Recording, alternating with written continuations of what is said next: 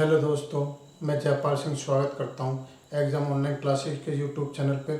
हमारा टॉपिक चल रहा था सर्किल। सर्किल में मैंने आपको सबसे पहले पढ़ाया सर्किल का बेसिक इंट्रोडक्शन। फिर उसके बाद मैंने आपको पढ़ाया आर्क, चाप, क्योंकि ये आपका कंप्लीट हो चुका है। आर्क, चाप ये आपका कंप्लीट। इसके बाद फिर मैंने आपको पढ़ाया जोड़, जीवा, ये भी आपका कंप्लीट हो चुका है। पिछली क्लासेज में मैं ये आपको पढ़ा चुका हूँ। इसके बाद फिर हमारा जो टॉपिक चल रहा था, आज हमारा जो टॉपिक चलेगा वो चलेगा आपका टेंजेंट, स्पर्श रेखा, टेंजेंट लाइन। आज हम टेंजेंट लाइन, स्पर्श रेखा पढ़ेंगे। आर्क और चोट आपका कंप्लीट हो चुका है, ये दोनों मैंने आपको बता दिए हैं। तो चलिए आज शुरुआत करते हैं स्पर्श रेखा से।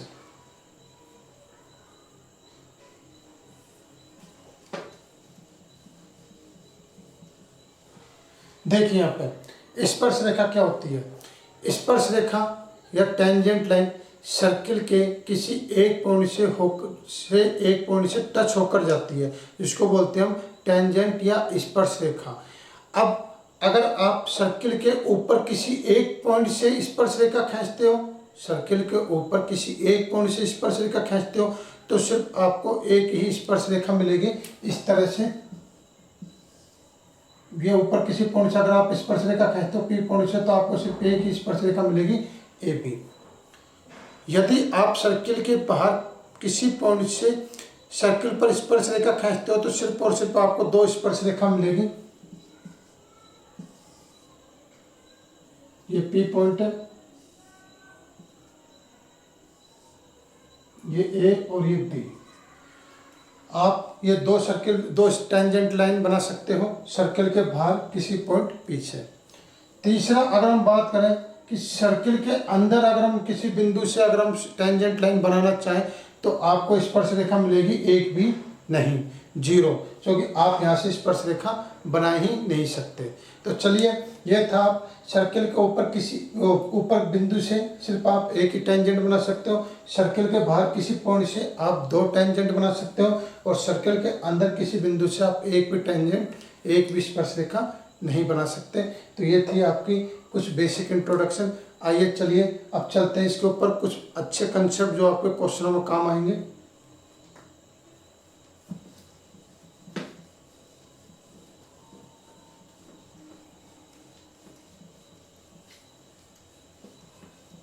देखिए यहाँ पे सबसे पहले जो इसका पॉइंट आता है,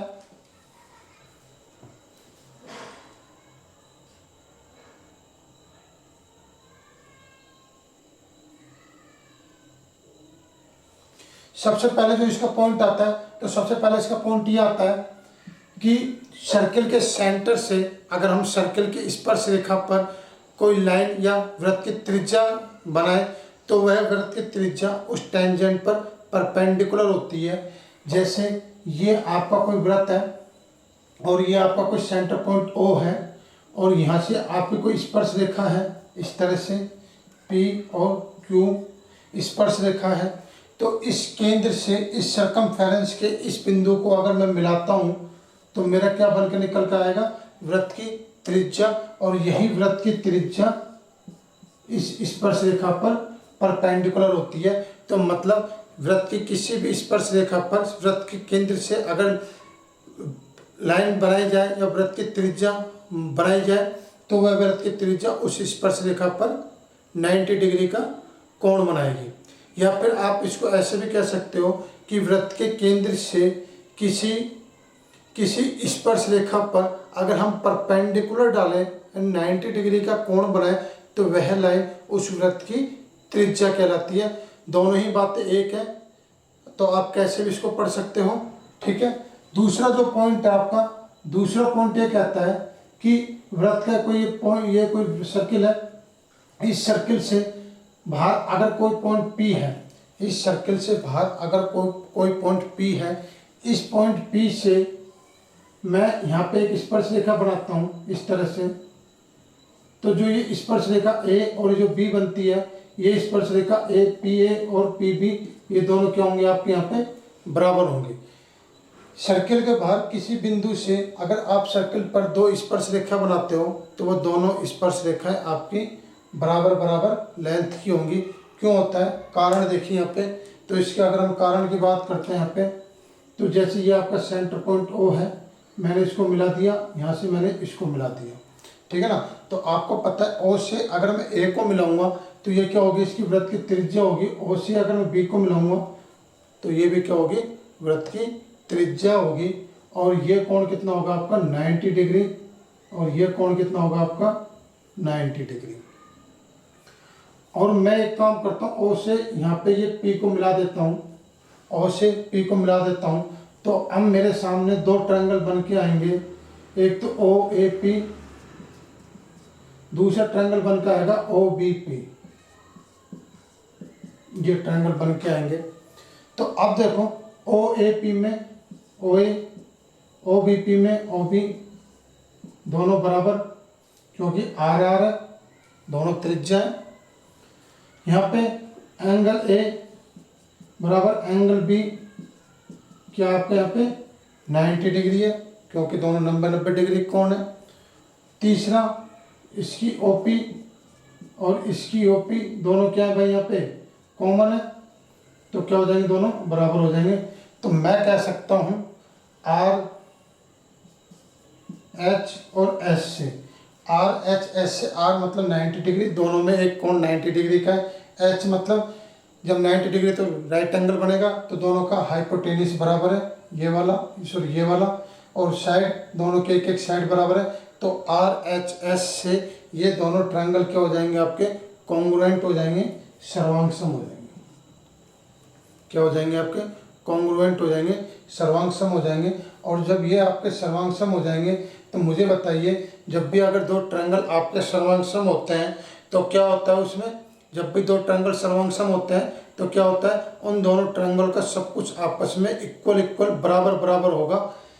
तो इसकी जो ये लेंथ है पी ए, इस ट्रायंगल की इस ट्रायंगल की लेंथ है पी पी, दोनों आपस में क्या हो जाएंगे, यहाँ पे बराबर बराबर हो जाएंगी। तो इस तरह से हम इसको प्रूव भी कर सकते हैं। उम्मीद है आपको समझ में आ गया। चलिए अगला कोण देखते हैं।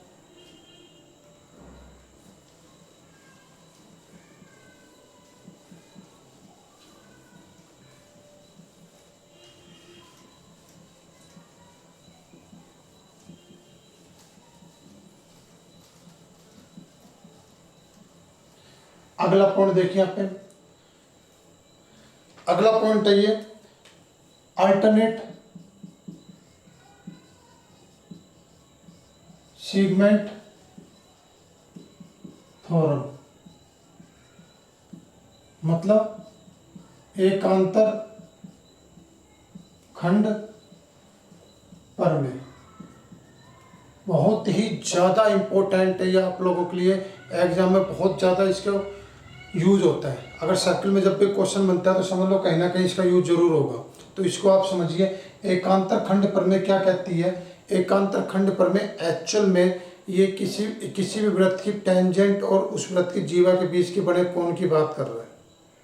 जैसे ये आपका कोई वृत्त है, ये आपका कोई सर्किल है, और यहाँ पे ये आपकी स्पर्श रेखा है इस तरह से। तो एकांतर खंड प्रमेय ये कहता है कि किसी भी सर्किल की स्पर्श रेखा और उस सर्किल की जीवा के बीच में अगर कोई कोण थीटा बन रहा है, तो उसके विपरीत जीवा द्वारा सेगमेंट में बने सभी कोण क्या होंगे, आपके थीटा ही थीटा होंगे। ठीक है ना। देखो यहाँ पे कैसे, जैसे ये आपकी स्पर्श रेखा है और ये आपकी जीवा है, ये आपकी जीवा, ये स्पर्श रेखा है, इन दोनों के बीच में क्या आपके यहाँ पे थीटा कोण है, इन दोनों के बीच में थीटा कोण है। तो अब देखिए इस जीवा के द्वारा ये जो आपका सेगमेंट है, इस जीवा के द्वारा जो ये आपका सेगमेंट है, इस सेगमेंट पे जितने भी कोण बनेंगे सारे के सारे क्या होंगे, आपके थीटा होंगे। जैसे तो ये कोण क्या होगा, आपका थीटा होगा। हम बात करें जैसे ये कोण क्या होगा, ये भी क्या होगा, आपका थीटा होगा। ये कोण क्या होगा, ये भी क्या होगा, आपका यहाँ पे थीटा होगा।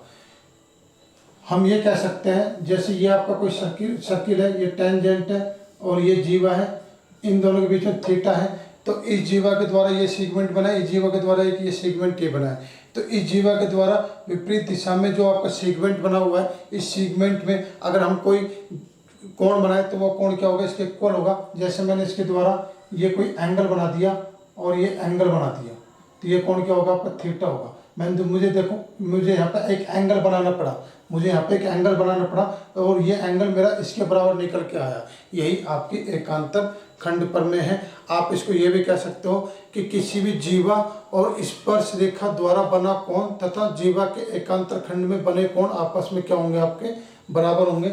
इसको आप ऐसे भी पढ़ सकते हो, जैसे ये आपका कोई सर्किल है, ये आपका कोई सर्किल है और ये क्या आपकी स्पर्श रेखा है, ये क्या कोई आपकी स्पर्श रेखा है, तो और ये क्या आपकी जीवा है और मुझे इनके बीच में एक कोण थीटा मिला। पहले मैंने जीवा इधर बनाया, अब क्या मैंने जीवा इधर कोण ले लिया, ठीक है ना, तो मुझे इसके बीच में कोण थीटा मिला। तो मैंने आपको बताया कि स्पर्श रेखा और जीवा के बीच में बना कोण यदि थीटा है तो उस जीवा के विपरीत सेगमेंट में ये जीवा है तो इसके विपरीत सेगमेंट में मैं इसकी बात कर रहा हूँ, इस वाले सेगमेंट की बात कर रहा हूँ, तो इस सेगमेंट में बना कोण भी क्या होगा आपका, थीटा ही होगा। जैसे ये कोण बनाया तो मुझे ये कोण क्या मिला, आपको मुझे थीटा मिला। तो उम्मीद है आप समझ गए इस बात को। मेरा कहने का मतलब ये है कि किसी भी स्पर्श रेखा और जीवा के बीच में अगर कोण थीटा बन रहा है तो उस जीवा के विपरीत सेगमेंट में बना कोण भी क्या होगा, आपका थीटा होगा। ये आपकी एकांतर खंड प्रमेय है, बहुत ही ज़्यादा इम्पोर्टेंट है। चलिए अब मैं आपको बताता हूँ इसका यूज कैसे होता है, और सबसे पहले तो मैं आपको एक प्रूव करके बताता हूँ कि ये आया कैसे।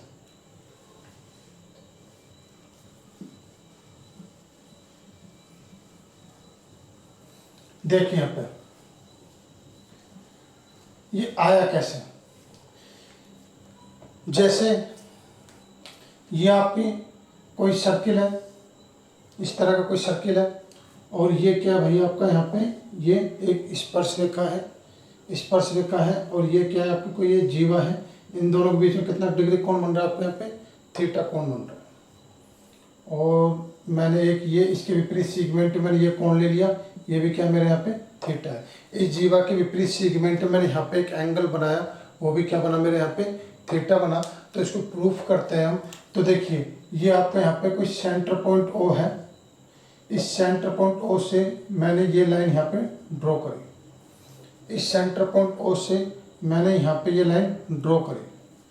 तो अब मुझे बताइए कि जैसे ये मैं नाम लिख देता हूँ ए और ये बी, तो देखिए यहाँ पे इस ओ से इस ए पॉइंट पर अगर मैं त्रिज्या बनाऊंगा इस स्पर्श रेखा पे, तो पूरा का पूरा कोण क्या बनेगा, एंगल ए क्या बनेगा मेरा 90 बनेगा। लेकिन इसमें से ये कोण कितना दे रखा है भाई आपको यहाँ पे, थीटा दे रखा है। तो एक्चुअल में जो मेरा ये वाला एंगल आएगा, ये वाला एंगल कितना आएगा भाई मेरे यहाँ पे 90 माइनस का थीटा। ये बात आई समझ में, ये वाला एंगल कितना आएगा मेरे यहाँ पे 90 माइनस का थीटा। अब आपको पता है कि क्योंकि ओ ए बराबर ओ बी है, ओ ए बराबर क्या आपका ओ बी है, और जब ओ ए पर आप 90 माइनस थीटा बना सकते हो तो इस पर भी कितना डिग्री कोण बनेगा भाई आपका 90 माइनस थीटा बनेगा, 90 माइनस थीटा बनेगा ना। और आपको पता है कि ये आपका क्या यहाँ पे एक चाप है, ये क्या आपका यहाँ पे ये चाप है। इस चाप के द्वारा परिधि के किसी बिंदु पर अगर आप थीटा कोण बना रहे हो तो इसी चाप के द्वारा केंद्र पर बना कोण कितना होगा आपका यहाँ पे 2 थीटा होगा। कितना कोण होगा आपका यहाँ पे ये 2 थीटा होगा। कितना होगा ये आपका 2 थीटा कोण होगा। तो अब मुझे बताइए यहाँ पे कि ट्रायंगल ओ ए बी में अगर मैं बात करूँ ये 2 थीटा और ये कोण कितना आपका 90 माइनस थीटा और ये कोण कितना आपका 90 माइनस थीटा बराबर कितना होगा आपका 180 होगा। तो देखिए 2 थीटा से थीटा और ये थीटा कट गया, 90 प्लस 90 180 बराबर 180। तो मैं कह सकता हूँ कि जो मैंने यहाँ पे थीटा माना था और ये थीटा माना था बिल्कुल सही माना। हम इसको इसके बराबर यहाँ पे मान सकते हैं। तो इस तरह से आप इसको प्रूव भी कर सकते हो। तो उम्मीद है आपको समझ में आ गया, कोई दिक्कत नहीं है। ठीक है दोस्तों, तो इस तरह से हम एकांतर खंड प्रमेय को यहाँ पे प्रूव भी कर सकते हैं। अब मैं आपको एक बात बताता हूँ, आपने पढ़ा होगा, कई बुकों में पढ़ा होगा, कोचिंग में पढ़ा होगा, बचपन में छोटी क्लास में पढ़ा होगा कि चक्रीय चतुर्भुज साइक्लिक क्वाड्रिलेटरल। चक्रीय चतुर्भुज में हमने पढ़ा था कि आमने सामने के कोण क्या होते हैं आपके, आमने सामने के कोण होते हैं आपके, आमने सामने कोणों का योग कितना होता है चक्रीय चतुर्भुज में, 180 डिग्री होता है। तो देखिए यहाँ पे कि आमने सामने के कोणों का योग 180 डिग्री कैसे होता है, वो भी आप एकांतर खंड प्रमेय से ही निकाल सकते हो।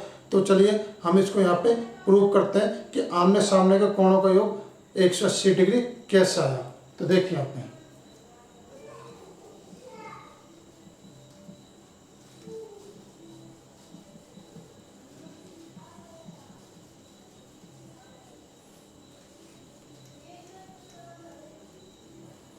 आमने सामने के कोणों का योग 180 डिग्री कैसा आया।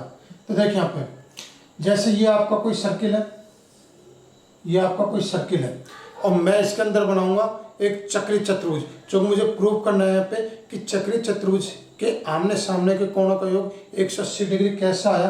तो मैंने यहाँ पे ये एक चक्रीय चतुर्भुज बना दिया, मैंने यहाँ पे एक चक्रीय चतुर्भुज बना दिया, पी क्यू आर और ये एस, ये मैंने यहाँ पे एक चक्रीय चतुर्भुज बना दिया। तो आपको पता है यदि क्यू पर मैं एक स्पर्शरेखा खींचूं, यदि क्यू पर मैं एक स्पर्शरेखा खींचूं और मैं यहाँ पर अगर कोण थीटा बनाता हूँ, तो इस जीवा के विपरीत सेगमेंट में, इस जीवा के विपरीत सेगमेंट में अगर मैं बात करूँ तो यहाँ पे कोण कितना बनेगा आपको, यहाँ पे थीटा बनेगा। इस जीवा के विपरीत सेगमेंट में यहाँ पे कोण कितना बनेगा भाई आपको, यहाँ पे थीटा बनेगा। जैसे 1 मिनट को ये इस तरह से लेना है, यहाँ पे ये इसको बराबर लेना, तो ये थीटा लेंगे ना जब जाके थीटा बनेगा। हाँ गलती होगी, अब सही है, मैंने यहाँ पे गलती ले लिया। अगर मुझे ये वाला जीवा लेना है, ये वाला जीवा है, ये एस क्यू, ये एस क्यू जीवा है और ये टेंजेंट के बीच में मैंने अगर कितना डिग्री कोण बना दिया यहाँ पे, ये कितना डिग्री कोण बना रहा हूँ, यहाँ पे थीटा बना रहा हूँ। तो इस जीवा के विपरीत सेगमेंट में यहाँ पे कितना बनेगा, थीटा बनेगा। ये आर, ये क्यू आर के विपरीत सेगमेंट में थीटा कैसे बन जाएगा, वो कोई दिक्कत नहीं है, ये सही है। एस क्यू ये जीवा, ये टेंजेंट, इनके बीच में अगर कोण थीटा है तो एस क्यू के विपरीत सेगमेंट में यहाँ पे कितने डिग्री कोण बनेगा आपका, थीटा बनेगा। दूसरा अब देखिए यहाँ पे ये तो थीटा हो गया। अब मुझे बताइए ये कोण पूरा का पूरा कितना होगा, ये वाला कोण, तो ये वाला पूरा का पूरा कोण होगा आपका कितना होगा, आपका 180 माइनस का थीटा होगा। जब ये वाली स्पर्शरेखा और इस जीवा के बीच का ये वाला कोण 180 माइनस थीटा है, तो इस जीवा के विपरीत सेगमेंट में, इस जीवा के विपरीत सेगमेंट में ये वाला कोण भी कितना होगा भाई आपका, 180 माइनस का थीटा होगा। यही तो होगा ना। जैसे मैं आपको और ढंग से क्लियर बताता हूँ, ये आपको ये एस, ये क्यू, ठीक है ना, ये एस और ये क्यू और ये पी और ये एस पी क्यू, ये एस पी क्यू। मुझे बताइए जैसे ये कोण थीटा है, तो ये कोण थीटा है, तो ये वाला कोण कितना हो गया आपका, थीटा हो जाएगा। ये चीज़ क्लियर होगी। दूसरा जैसे अगर मैं बात करूँ यहाँ पे, ये आपका सर्किल है और ये क्यू पॉइंट है आपका, क्यू पॉइंट, और ये एस पॉइंट है और ये आर, ये है। अब मुझे बताइए अगर ये कोण अगर आपका 180 माइनस थीटा है, तो ये वाला कोण कितना होगा आपका, 180 माइनस का थीटा ही होगा, ठीक है ना। तो यही तो क्या मैंने थीटा और 180 माइनस थीटा, यहाँ से आप समझ जाओ। अब देखो यहाँ पे अगर मैं मानता हूँ कि अगर चक्रीय चतुर्भुज है, अगर ये चक्रीय चतुर्भुज है, तो कोण P और इसके सामने वाला कोण R, इन दोनों का योग क्या आना चाहिए, 180 आना चाहिए। तो ये थीटा कोण P प्लस कोण R बराबर कितना हो गया, ये थीटा और ये कोण R कितना आपका 180 माइनस का थीटा। काटो पीटोगे कितना आएगा आपका 180 आ जाएगा। तो यहीं से ही प्रूव हुआ कि किसी भी चक्रीय चतुर्भुज के आमने सामने कोणों का योग 180 डिग्री होता है। जब आपका यही 180 आ गया तो ये भी कितना आएगा आपका 180 आएगा। तो उम्मीद है आप समझ गए, यहाँ पे कोई दिक्कत कर सकते हो। चलिए अब एक क्वेश्चन और प्रूव करेंगे यहाँ पे कि एक आपको सर्किल बना दिया जाएगा, और सॉरी क्वाड्रिलेटर बना दिया जाएगा। तो ये देखना है कि क्या ये क्वाड्रिलेटर आपका चक्रीय चतुर्भुज है या नहीं है। तो देखिए यहाँ पे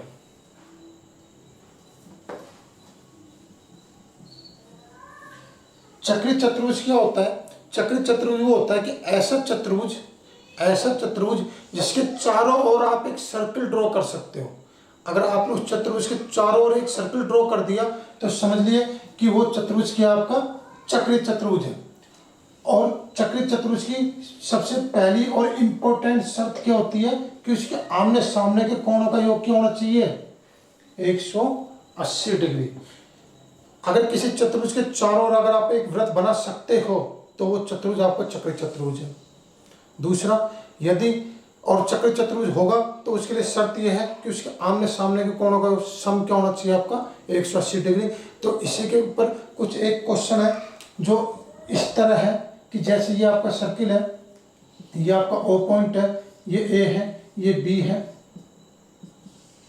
और ये आपका P पॉइंट है, ये इस तरह से। आपसे क्वेश्चन पूछेगा, बताइए चतुर्भुज PAOB चक्रीय चतुर्भुज है या नहीं? ये आपका हो सकता है, ये आपका MCQ ऑब्जेक्टिव टाइप क्वेश्चन में एग्जाम में भी आ सकता है कि आपको इस तरह से दे देगा, शर्त दे देगा और पूछ लेगा कि बताइए कि PAOB चक्रीय चतुर्भुज है या समलंब चतुर्भुज है या आयत है, वर्ग है, मतलब कुछ भी दे सकता है, ठीक है ना। तो हालांकि ऑब्जेक्टिव में ऐसा आते नहीं है क्वेश्चन, लेकिन फिर भी मैं आपको आपके एक्स्ट्रा नॉलेज के लिए बता रहा हूँ। कुछ नहीं है, ज़्यादा से ज़्यादा 1 सेकंड का था, इसलिए मैं आपको बता रहा हूँ। तो देखिए यहाँ पे आप इसको कैसे यहाँ पे प्रूव कर सकते हो। देखो यहाँ पे जैसे आपको पता है कि केंद्र बिंदु से इस स्पर्श रेखा पर मैंने अगर ये त्रिज्या बनाई, वृत्त की त्रिज्या बनाई, तो ये 90 डिग्री हो जाएगा, और ये क्या हो जाएगा आपका 90 डिग्री हो जाएगा। और यहाँ पे अगर मैं बना सकता हूँ तो ये भी कितना हो जाएगा आपका 90 डिग्री। तो आपने देखा कि ये जो आपका सर्किल है OAPB, ये जो आपका सर्किल है ये 90 और ये 90, तो मतलब कोण A प्लस कोण B बराबर कितना हो गया आपका? 180 डिग्री हो गया। तो सीधी सी बात है, कोण P प्लस कोण O बराबर कितना हो जाएगा आपका? 180 डिग्री हो जाएगा। तो मैं कह सकता हूँ कि ये एक ऐसा चतुर्भुज है जिसके चारों तरफ मैं एक सर्किल ड्रॉ कर सकता हूँ। तो चारों तरफ जब मैं इसकी एक सर्किल ड्रॉ कर सकता हूँ तो इसका मतलब क्या हो जाएगा, मेरे ये चक्रीय चतुर्भुज हो जाएगा। तो उम्मीद है आपको समझ में आ गया, कोई दिक्कत यहाँ पे? ठीक है, चलिए ये तो थी आपकी एकांतर खंड प्रमेय की या टेंजेंट की जो थ्योरी थी, जो मैंने आपको बता दी। अब इसके ऊपर कुछ एक क्वेश्चन कर लेते हैं, एक दो क्वेश्चन कर लेते हैं जिससे आपकी ये और ज़्यादा क्लियर हो जाएगा। तो देखिए क्वेश्चन करते हैं इसके ऊपर, उससे क्या है आपके एकांतर खंड प्रमेय अच्छी तरह से क्लियर हो जाएगी कि इसको आप अप्लाई करना सीख जाओगे। दो क्वेश्चन बता देता हूँ आपको मैं।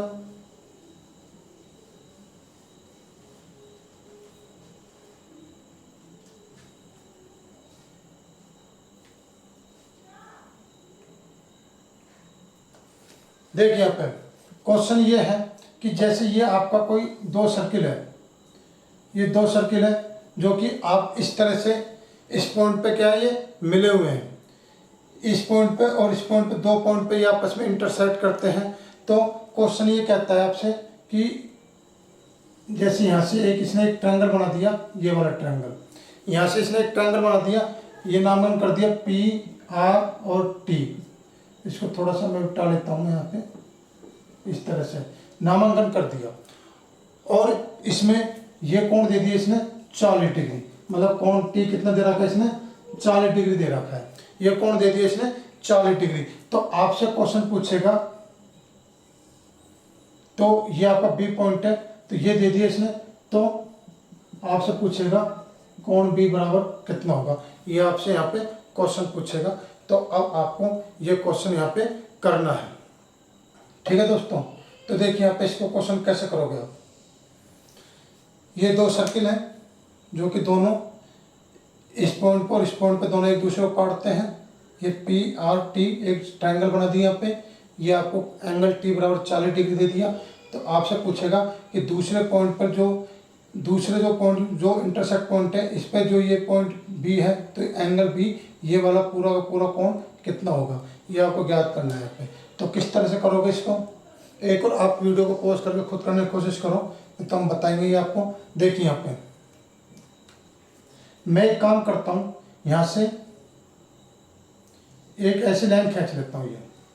अब देखो मैं अगर इस सर्किल को उठा के अलग करता हूँ तो आपको और क्लियर हो जाएगा। जैसे मैंने इस सर्किल को उठा के अलग कर दिया, मैं इसको नाम दे देता हूँ यहाँ पे कोई ओ पॉइंट नाम दे देता हूँ। तो देखिए यहाँ पे ये बी पॉइंट हो गया, ये ओ पॉइंट हो गया, और ये आपका पी पॉइंट हो गया, ये पी पॉइंट हो गया। समझ में आ रहा है यहाँ तक। और यहाँ से मैंने एक स्पर्शरेखा खींच दी टी तक। देखिए यहाँ पे अगर इनके बीच में कोण माना कि मैं एक्स मान रहा हूँ, इनके बीच में कोण माना कि मैं एक्स मान रहा हूँ, तो इस जीवा के विपरीत सेगमेंट में, इस जीवा के विपरीत सेगमेंट में बना कोण भी क्या होगा आपका यहाँ पे भाई एक्स डिग्री होगा। बना कोण भी क्या होगा यहाँ पे एक्स डिग्री होगा। तो ये चीज़ आगे समझ में। तो मैं कह सकता हूँ यहाँ पे कि ये वाला कोण कितना होगा भाई आपका यहाँ पे, ये वाला कोण होगा आपका एक्स डिग्री। ठीक है दोस्तों, ये चीज़ आगे समझ में। इसी तरह से ये वाला एक्स है तो ये वाला एक्स होगा। इसी तरह से अगर ये वाला वाई है, ये वाला वाई है, तो ये क्या होगा भाई आपका यहाँ पे, ये भी क्या होगा आपका वाई होगा। तो उम्मीद है ये दोनों समझ में आ गए। आपसे कोण बी पूछा है, मतलब कोण बी क्या मतलब आपसे एक्स प्लस वाई पूछा आपसे, ये याद करना आपसे एक्स प्लस वाई। ठीक है ना दोस्तों। तो अब देखिए यहाँ पे कैसे ट्राई करोगे। अब मैं बात करता हूँ ट्रायंगल पी टी आर में, ट्रायंगल पी टी आर में। तो पी टी आर में देखिए यहाँ पे angle P plus angle T plus angle R बराबर कितना होता है आपको 180 होता है। तो एंगल पी कितना दे रखा आपको एक्स, और टी कितना दे रखा 40, और आर कितना दे रखा वाई बराबर 180। तो एक्स प्लस वाई बराबर कितना आ गया आपको 140, ये आ गया। और एंगल बी पूछा है, तो एंगल बी भी कितना आपका एक्स प्लस वाई है। तो एक्स प्लस वाई जब 140 है तो इसका आंसर आ जाएगा आपका 140। उम्मीद है क्वेश्चन आपको समझ में आ गया।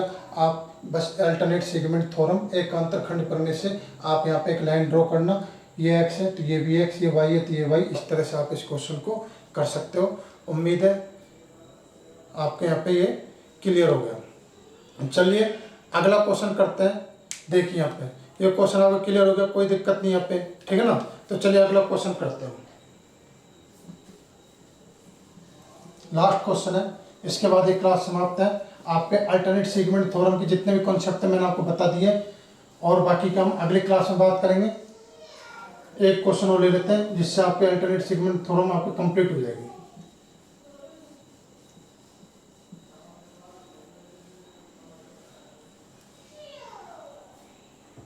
देखो यहाँ पे अगला क्वेश्चन क्या कहता है कि अगला क्वेश्चन कहता है कि जैसे कि माना कि यहाँ पे आपके दो सर्किल है, ये दो सर्किल है, दोनों आपको एक दूसरे को दो पॉइंट पे यहाँ पे इंटरसेक्ट कर रहे हैं, और इनकी जो कॉमन एक टेंजेंट रेखा है, इन दोनों की एक कॉमन टेंजेंट रेखा है जिसका नाम है आपके यहाँ पे पी और क्यू।